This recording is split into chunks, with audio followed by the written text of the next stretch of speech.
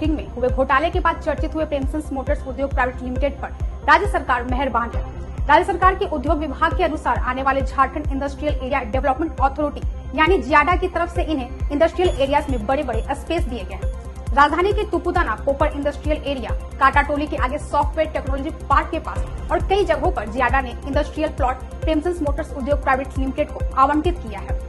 इन क्षेत्रों में से एसटीपी के पास वाले क्षेत्र में प्रेमसंस मोटर्स का डंप यार्ड और मारुति के वाहनों का स्टॉक रखा जाता है। वहीं कोकर तुपुदाना औद्योगिक क्षेत्र में प्रेमसंस मोटर्स ने अपना वर्कशॉप खोल रखा है। यहाँ आपको बता दें कि प्रेमसंस मोटर्स की तरफ से किसी भी तरह का इंडस्ट्रियल प्रोडक्शन नहीं किया जाता है, पर सरकार की तरफ से इन्हें उद्योगों के लिए आवंटित की जाने वाली जमीन में से कई प्लॉट दिए गए हैं।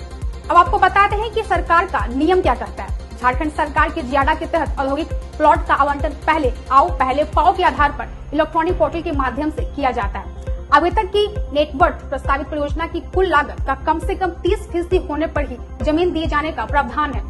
आवेदक का वार्षिक टर्नओवर भी तय मानकों के अनुरूप होना चाहिए। जियाडा ने नियम बनाया है कि भूमि का कम से कम 40% हिस्सा मैक्रो और स्मॉल यूनिट्स के लिए आरक्षित होगा।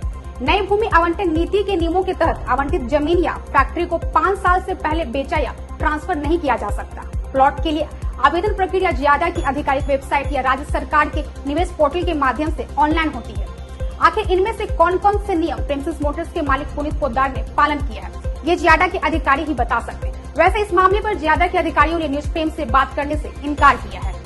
खैर, अब जरा नजर डालते हैं प्रेमसंस मोटर्स के इतिहास और इसके पीछे खड़े रसूखदार चेहरों पर। प्रतिष्ठित व्यवसायी बाबूलाल प्रेम कुमार के 2 बेटे हैं, पुनीत पोद्दार और पंकज पोद्दार, लेकिन बताया जाता है कि दोनों भाइयों के रास्ते अलग अलग हैं। प्रेमसंस मोटर्स की कमान मुख्य रूप से पुनीत पोद्दार और उनके बेटे अवध पोद्दार के हाथों में मानी जाती है। सवाल सिर्फ कारोबार का नहीं बल्कि उस रसूख का भी है जिसकी चर्चा सत्ता के गलियारों तक होती है।